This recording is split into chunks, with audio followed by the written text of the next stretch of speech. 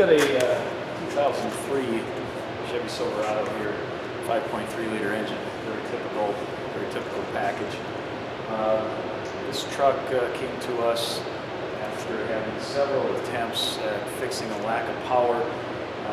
Got a replacement mass airflow sensor, replacement throttle body, spark plugs, various other parts in an attempt to solve this lack of power. What you're going to see once I run this truck is it definitely has a severe lack of power. Without even having to drive the truck, you can see how bad it really is. And then we're going to look at some scan data and ultimately finish up with another test and a real interesting study on how understanding what the scan data is telling you can help you diagnose a problem like this should you encounter it.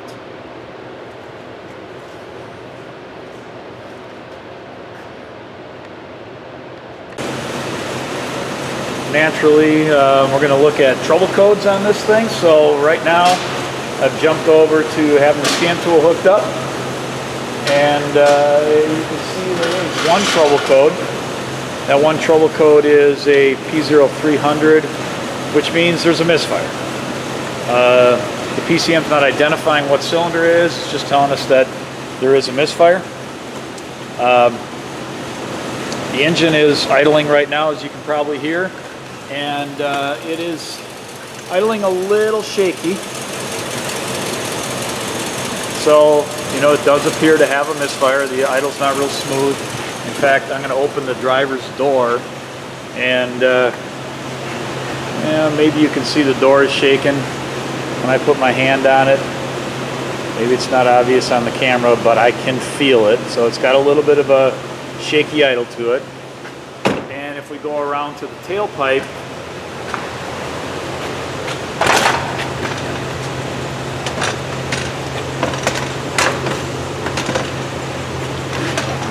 I guess I'm going the other way.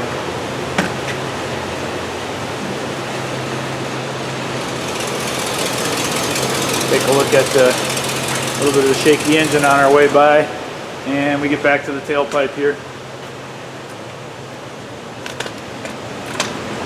And maybe we can hear the misfire back here. Now we can see the pipe shaking, and you can hear a little bit of a puck, puck, puck right there. Anyway, bottom line, it's a little rough.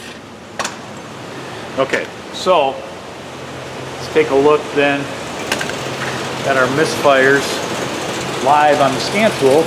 Unfortunately, General Motors, since 1996, has been kind enough to allow us to see those, unlike some manufacturers that don't.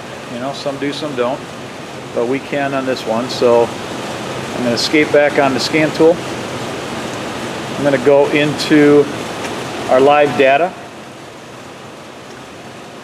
engine live data, and select misfire.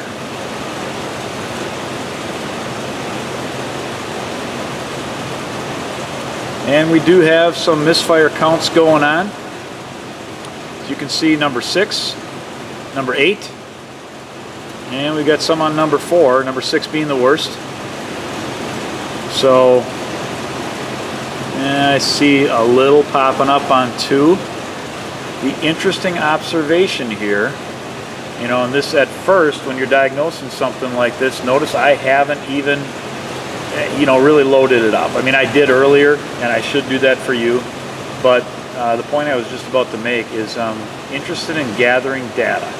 I'm not jumping in right away and, oh, I'm going to see what's wrong with number 6.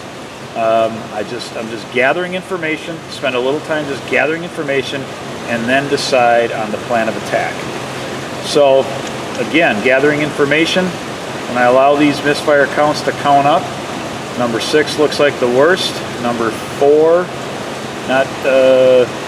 not too good either, number 8 counts up pretty good, and number 2 a little bit. And if you know this engine at all, you know that all of the even cylinders, which are the ones that are showing up as misfiring, are on the right hand bank, passenger side bank, and the odd cylinders are then of course the driver's side bank.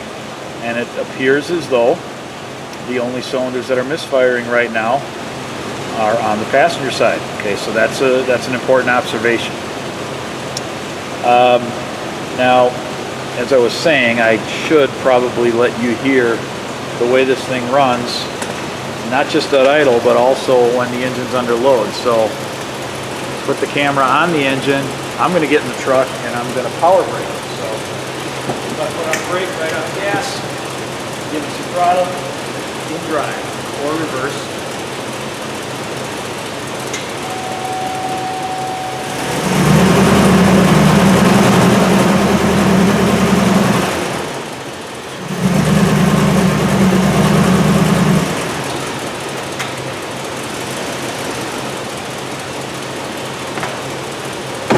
Okay, so you can hear that it is really a dog.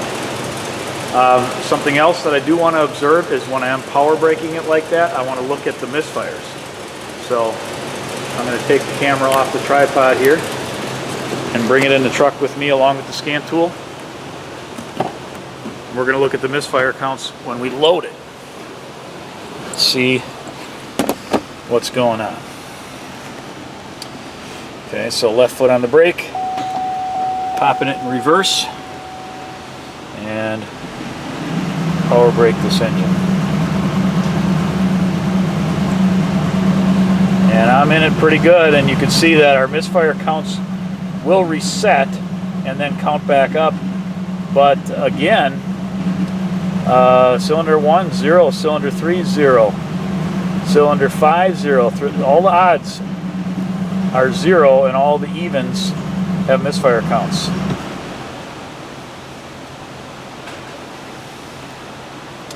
Okay, so what next?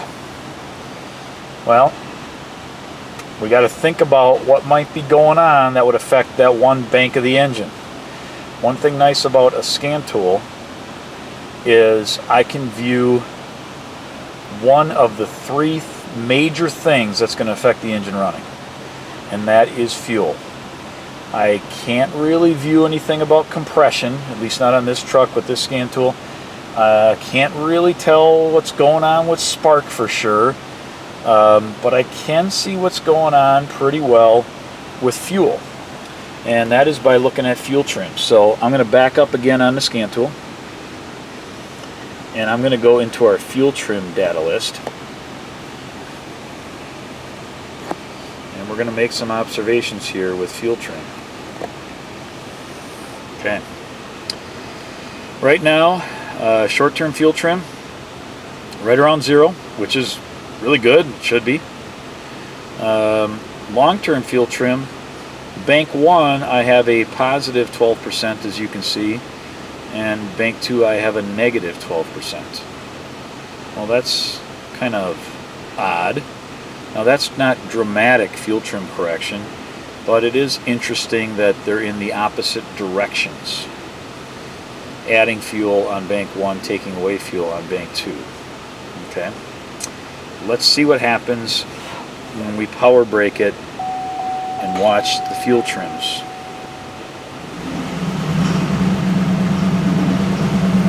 Okay, as you can see, I am continuing to add on bank 1, but more so, and I am continuing to take away on bank 2. Definitely more so, a lot. 40-some% subtracting. And of course, this thing is running terrible. Okay, so where to go next? This is information gathering, and we've gathered a ton of valuable data already in just a few minutes. I want to talk about this and decide where we're headed next, and then after that we're going to do another test.